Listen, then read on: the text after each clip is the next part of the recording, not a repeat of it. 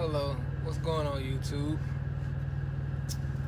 It's your boy Turbo the truck driver, not Turbo the trucker, because in my philosophy, I think it's a difference between a truck driver and a trucker. No, I do not live the trucking life. I am a truck driver. It's a job. A career is not my lifestyle.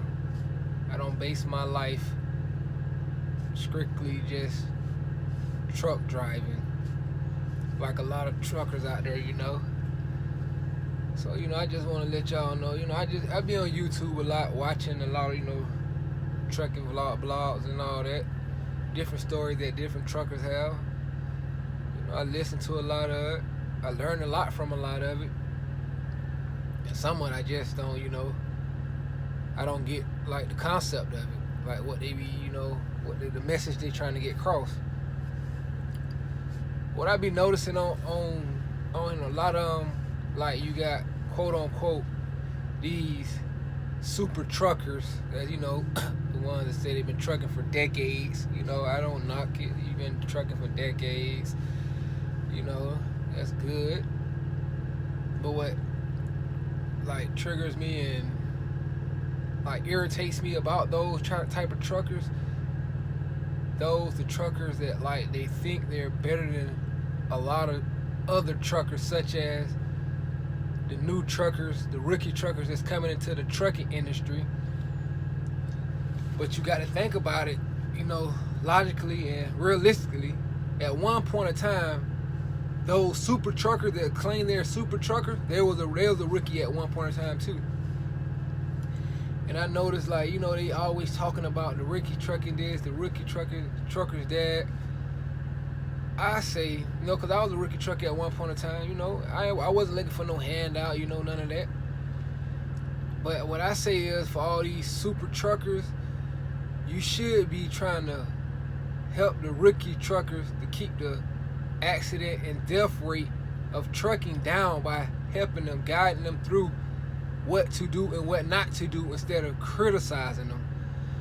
I be at the truck stop, Love, TA, Flying J's. I sit there, I sit there and watch a lot of stuff that goes on. So I sit there and watch these super truckers, they this, they that. I run my loads like this, I don't run a load for less than X amount of money. This is what I make. They all the little, the little war stories about it. Everybody got a war. You know what I learned in life? You could be what you want to be. You could say what you want to say, because guess what? That's your story. So I sit there and I watch, observe. I'm a very observant person. I sit there and watch and I observe a lot of them super truckers that say they super truckers. They'll sit there and intentionally sit there and watch a rookie trucker that probably ain't been driving a truck no more than about 6 weeks, see them struggling the bag or something, and they'll sit there and watch them have an accident just to put it on YouTube to try to get views and subs. That's not right though. I'm against that. Like, I totally disagree with that. Why you can't help prevent this accident or this problem while you sitting there watching it? That's not right though. So me, I always take it upon myself. I'm always gonna get out and help somebody. Like a trucker. I don't care if you're a new trucker, old trucker, whatever, because I don't care if you've been trucking for 50 or 60 years. It's something in this trucking you still can learn from somebody. You never know too much in trucking. You never know everything in trucking. So, that's what I like. That's what I'm liking to speak on too. And another thing too, another topic too that I want to speak on. I see this big controversy about autos and standards. I'm gonna tell you from my opinion, because it's not a fact, it's an opinion. Everybody is entitled to opinion. Autos have its advantages and standards has its advantages. But you got like it goes back what like I said, a lot of the older truckers and truckers that's veterans that been in the game a long time. they always try to downplay and overlook the truckers, beginner truckers, rookie truckers, new truckers that's in autos. They really, I'm gonna tell you honestly, really coming into this trucking industry now, if you ain't coming in as an owner op, you pretty much is limited. You're not gonna tell the major carriers, oh, I'm not gonna come to your company or drive for you if you ain't got a standard. Okay, they lose you. Guess what? They'll lose you. They'll lose you Monday. The next Monday, they'll have 50 more people's coming in. So by you saying that they're not losing any money because you decide you don't want to drive, you don't want to come their schooling or their company because they don't have standards. The trucking industry is changing so much till they making it where it's all about a dollar. If I can save money on getting these autos which save in fuel, why not do it? If I can get these autos and bring in 100 people a week to drive for me, I can make $1. It's easier to teach somebody how to drive an auto than a standard. See, I came in the trucking industry driving standard. See, me, before I came in the trucking industry or became a truck driver, I already knew how to drive a 10-speed, 13, 18. I knew that because that runs in my bloodline. Like, I was already young, at a young age, already doing that there. But it just took me so many years till I really found out, came to my sense like, okay, yo, I'm gonna go into truck driving. So everybody is not fortunate to come into the trucking industry knowing how to operate that equipment. That's why it's called learn how to operate that equipment. If you come into this trucking industry and you go to school and they have nothing but automatics, so be it. Do what you do. Learn what you're gonna learn the automatic, and then continue to grow in it. And know what, my next step, I know all the stuff about automatic, so I'm finna go ahead and I'm gonna move it up. Now I'm gonna step it up a notch. Now I want to learn how to drive the standard so you don't hinder yourself. But how it's going right now, like I hear a lot of truckers talking about, oh, they putting people in the automatics just to hinder them. No, they're not. Because guess what? I guarantee you, in the next 5 years, it's gonna be a minimum of standards out there, and those gonna be owner ops. So you're gonna basically, if you want a standard, they're gonna look at, if you want to drive a standard, go buy your own standard. But until then, this is what we got to offer you. And I'm gonna tell you another thing too. This is my opinion too. And we're gonna be logical and realistic about this. You're not gonna, what's the difference? So you saying if you driving a standard and I'm driving an automatic, or if I'm driving an automatic and you're driving a standard, or if I'm driving a standard, you're driving automatic, does that determine my pay and your pay? You can make the same amount of money driving this automatic that you can make driving that standard. That's what I'm trying to tell you. And it's a lot of major carriers out there that have automatics. They feel like we save on fuel, put money in our pocket, we're gonna continue to grow. We're tired of these gear grinders. And guess what? It's so funny to me. I sat one day, I'm at the truck stop. I was on YouTube. I had just got off YouTube watching all. I like to watch a lot of trucking stuff because that's the career I'm in. So I try to keep up to date on a lot of stuff. So I was sitting there talking to this old trucker. I was like, "How long you been trucking?" He said, "Oh yeah, I've been trucking for 22 plus years." Cool. Still having a casual trucker conversation. So we just still chit-chatting about the trucking industry, the dislikes and the likes. So I asked him, I said, what do you think about the auto? He was like, oh yeah, I never ever own an auto, this and that, I get, So I said, yeah, I understand that, though, your choice. I say, really me, honestly, it don't matter. You can put me in an auto, a standard, it don't matter, If you're gonna get the job done, get money in my pocket, I'm willing to do that. So he goes on and on. So okay, we cut it off. He had to go, I had to go. So I sat there. Some just say sit there and watch him. He been trucking for 20 plus years, but guess what he doing? Grinding gears. But you won't get in the auto. So you're gonna grind gears and I know you ain't getting that many miles to a gallon of fuel. So it's like I just sit there. A lot of stuff just be hilarious to me, like really hilarious about a lot of these old truckers. Oh, so I've been driving since when they used to have the cab overs. Okay, I don't drove a cab over. That was probably one of my first trucks I ever drove was a cab over. One of my great uncles had a cab over. So it's like that don't make you a trucker or a truck driver because because it's different methods and different equipment you can drive. If you think about it, at the end of the day, you're gonna hook a trailer to that tractor. So if you can focus on controlling that trailer, why worry about that tractor? Because guess what? If you can't control that trailer, I know you ain't controlling that tractor. Them back tandems, that's your money. If you control them tandems, not hitting nothing, tearing up nothing, breaking nothing, you're making money. But the moment you start breaking and tearing up stuff, you're losing money. So guess what? If you in this standard and you cannot control this standard because you're too busy focused on shifting gears and you're knocking down light poles and you're shifting, you got double momentum shifts and you're shifting through turns, you almost about to wreck out and kill yourself because you're not trying to grind gears, why do it? It's not hard to drive a standard, and it's not easy to drive a standard.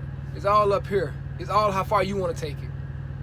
So my message to a lot of you people that you thinking about coming into the trucking industry and want to become a truck driver or a trucker, I salute you. I tell you, just come on, welcome on in. But I'm gonna let you know, don't listen to half of the stuff these truckers or truck drivers talk about. It's all about you. What you bring into it and what you put into it is what you get out of it. If you're gonna come into it, well, I just want to go explore the world. Okay, that's what you're gonna get out of it. Just exploring the world, but not making no money. You come into it like, I'm trying to make money to go to the next level. That's what you're gonna do. Make money to go to the next level. Don't sit around at these truck stops, these terminals, listen to half of the war stories these people have to tell you. Focus on your main goal of coming into the trucking industry. I think that would make me so optimistic because when I came into the trucking industry, I had already knew about the trucking industry due to the fact that a lot of my family members and a lot of my best friends have been trucking for years, and they always listen to them. When I used to go around, all of them, they used to get together, have little trucking parties. I used to go around and listen to their stories and a lot of their stuff.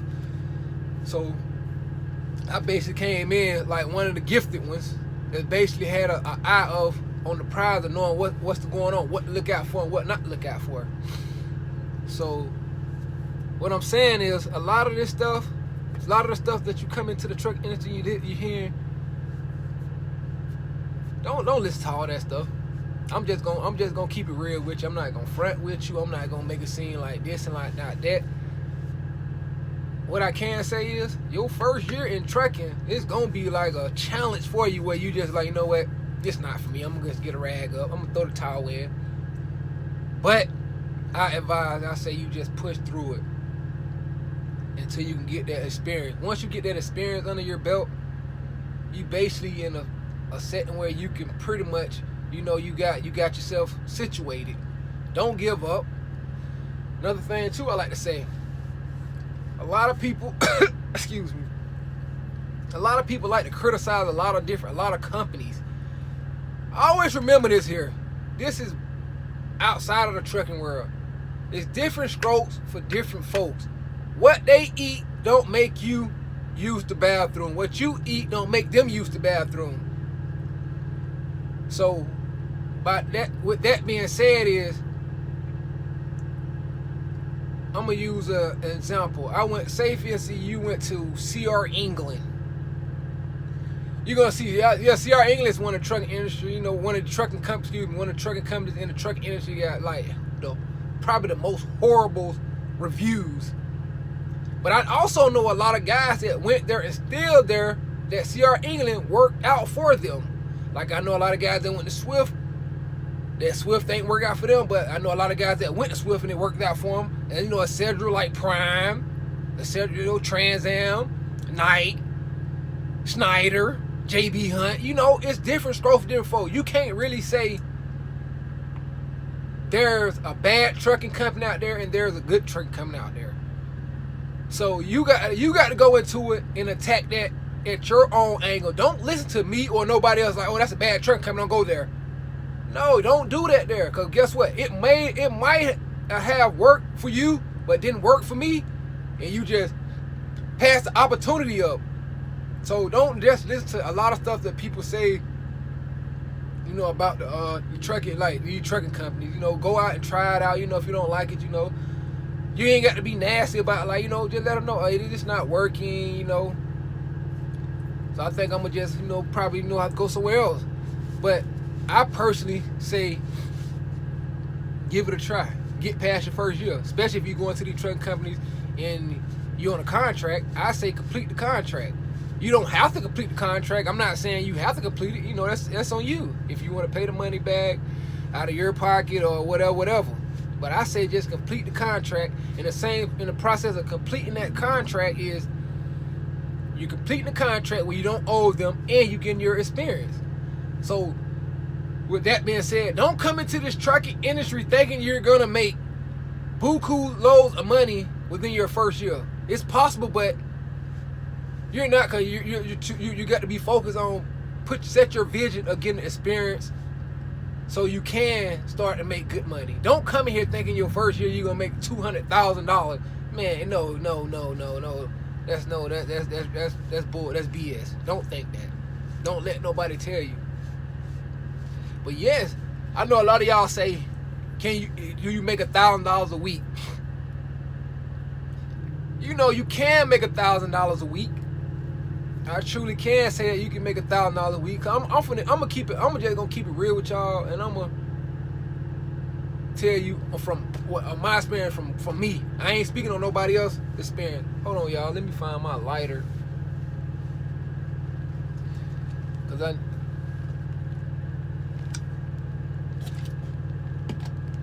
excuse me, YouTube.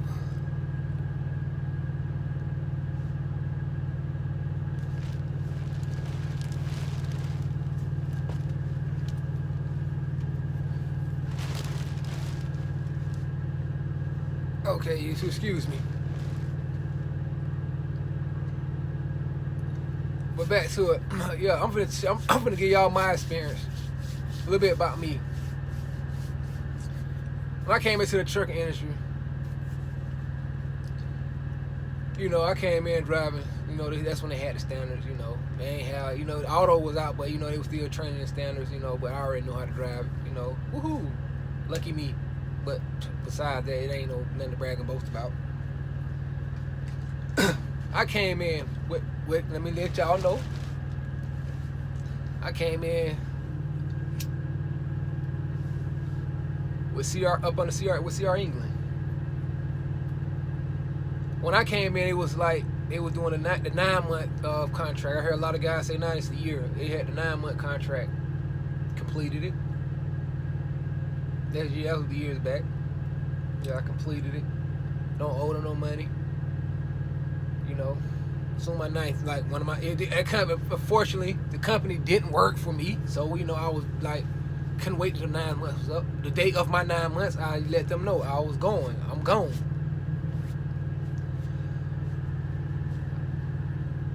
I got gone.